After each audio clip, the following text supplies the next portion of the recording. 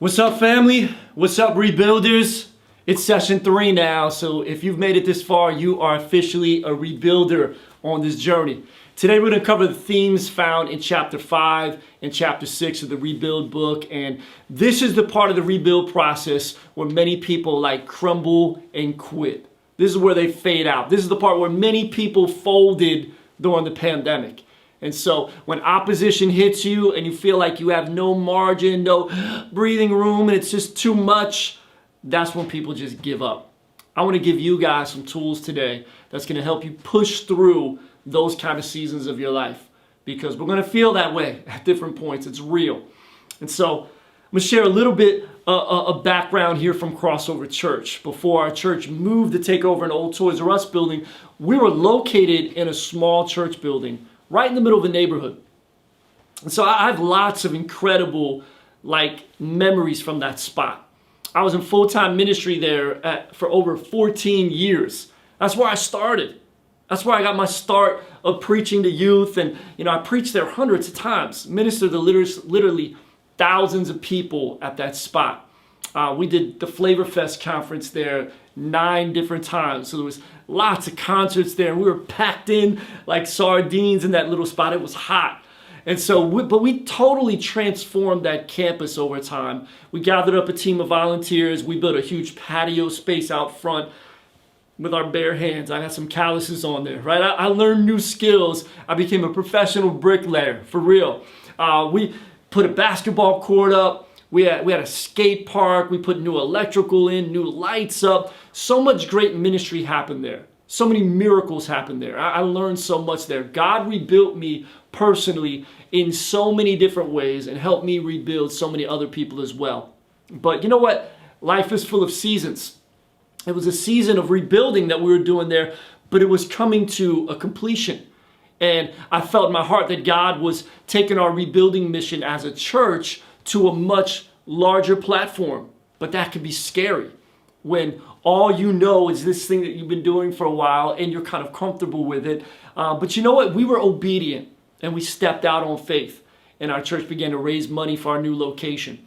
And so we were going after the former Toys R Us store. It was just a few miles away, but it was 7 times larger than our old space. We were going from 6,000 square feet to 43,000 square feet. It seemed like this big, impossible dream for our young church. And although God was doing miracles left and right and opening up doors, there was also so much opposition that was popping up. So I want you guys to pull out your rebuild notes, and I want you to write this down. Opposition can serve a purpose. It can serve a purpose. The end of 2009, we were so close to selling our former property and finalizing the deal on this Toys R Us building that I'm standing in right now. And you know what? But it seemed like it was never going to happen. Something was always stopping it. It was dragging on, and the process was, I was kind of in a little bit of a funk. You ever been there before? I was a little bit discouraged. Came home from a trip from Atlanta on a Saturday night, and I went to the old church building just to pray for our Sunday services that were going to happen in just a few hours. And so I got to the building, and I went upstairs to where my office was, and I tried to unlock the door and open it, but the door got stuck, which had never happened before. It was really strange. I pushed a little harder, and then I realized that there was something wedged underneath of the door. And so I looked under there, and I realized there was a rock under there. I'm like, where did this rock come from? I don't have any rocks in my office. And so then I pushed through, turned the light on, and I saw all this glass all over my desk and on the floor. And there was this rock that I picked up, and this rock had come through the window. Now, we had a parking lot full of rocks there. So, maybe some kids came through and they were throwing rocks at the building. But that would kind of be strange as well, because we never had any vandalism happen, because all the youth in the neighborhood came up to play basketball and go to the skate park and come to the youth group, and they knew us and they protected us and they respected us. And so, but then I looked at the rock a little closer, and I realized this rock is not from our parking lot. And my window was the only one that was broken. Someone brought this rock from somewhere else and knew where my office was and intentionally meant this for me. So at first, man, there was anger, this like holy anger, right? But soon that quickly turned into purpose. The Holy Spirit comforted me and let me know, like, see, you're on the right track. You're being attacked. You're almost there. Hang in there.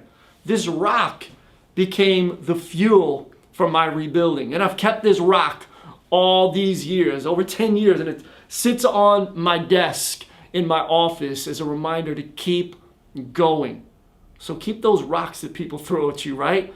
So what's the right response to opposition? We're going to look at Nehemiah's rebuilding process. And out of this story, I want to give you 5 things for today's session. They all start with an R because we're rebuilding, right? So here's the first one, y'all. Rely on God. Check out Nehemiah chapter 4. We're going to start in verses 4.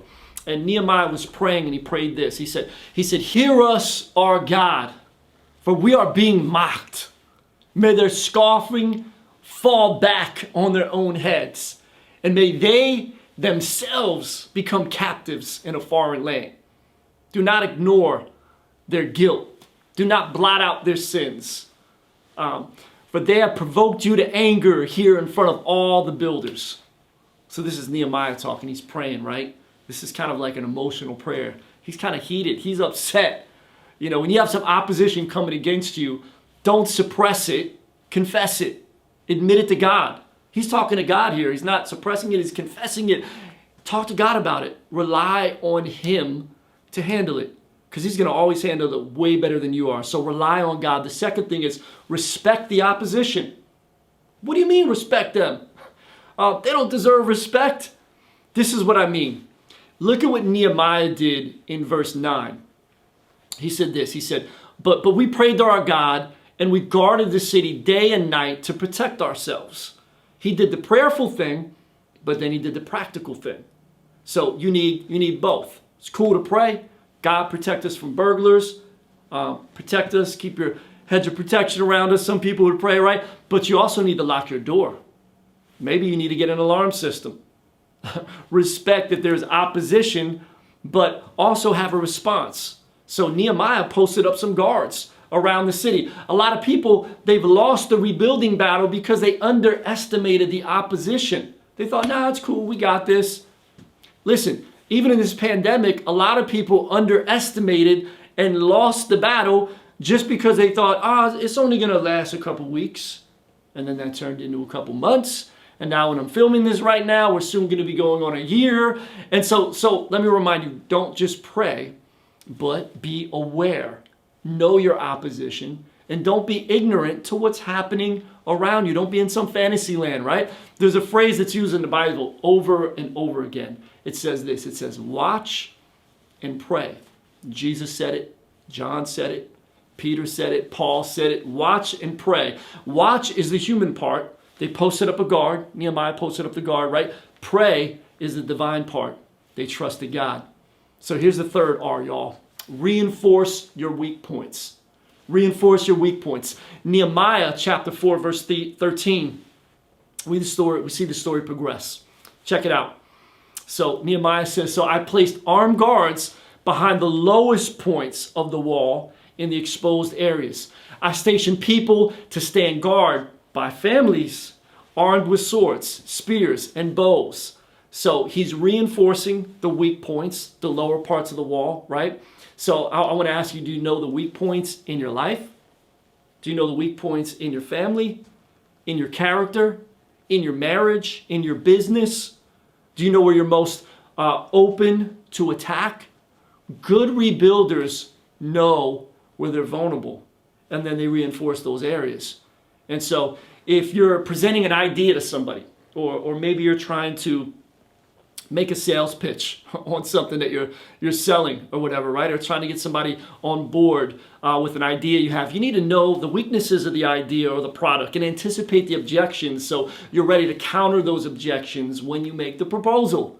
You got to be ready for the Shark Tank, right? You ever see the Shark Tank? Man, they go in on those guys. Some of them aren't prepared.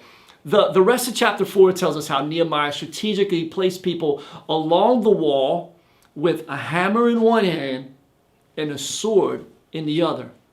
So part of my third verse on the song Facing Opposition, it goes like this. It says, because real leaders, they learn to battle and build. Nehemiah had a hammer and sword and kept it trill. Worked through the night, slept in his clothes, turned some amateur builders into some pros. He modeled persistence. He went the distance. So face opposition and fight the resistance. Yeah, that's where you can like clap or snap a little bit right there. So here's the fourth R, guys. Write this down. Reassure the people. You got to reassure the people. You're like, well, what people? There's almost always people with you on your rebuilding journey. They're helping you, and you're helping them. And so check it out. Verse 14, Nehemiah, what did he do? He reassured the people. This is what he said. He said, then I looked over the situation, and I called together the nobles and the rest of the people, and I said to them, don't be afraid of the enemy. Don't be afraid of the enemy. Remember the Lord, who is great and glorious, and fight for your brothers. Fight for your sons, for your daughters, for your wives, for your homes. Check out check out five other R's I got for you. So what is he doing? He's rallying the troops. He's relieving their fears, reinforcing their confidence. He's raising their morale. He's rocking it for the Lord. You might need to rewind that part right there. Check it out, right? So make sure you're paying attention. Listen when your family, when your friends, when your business, or when your church is under attack. And the task of a rebuilder is to reassure people, do not be afraid. God's got this. He's with us. Nehemiah said, remember the Lord. There's many moments during this pandemic, I had to rally the troops of my church that I lead. And I had to remind them, God's got us on this rebuilding mission. We got to keep praying. We got to keep serving, keep giving, keep planning, keep reaching out. I mean, people need us more than ever. Now is the time that the church can really rise up and stand and help people rebuild. And that's what we've been doing. Here's the fifth R. Refuse to quit. Refuse to quit. Verse 15, it says, when our enemies heard that we knew of their plans and that God had frustrated them, we returned to our work on the wall. Man, there's no doubt that there will be opposition out there. There's going to be critics. There's going to be haters. There's going to be people that will throw rocks at you literally, maybe verbally, but sometimes literally, right? But you know what? You got to keep it moving. You got to refuse to be distracted. Nehemiah and his team, what did they do? They kept rebuilding. They kept it moving. Write this down. Real rebuilders are relentless.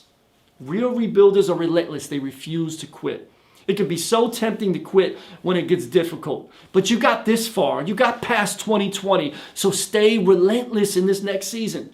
Face the opposition head on. Take it just one day at a time.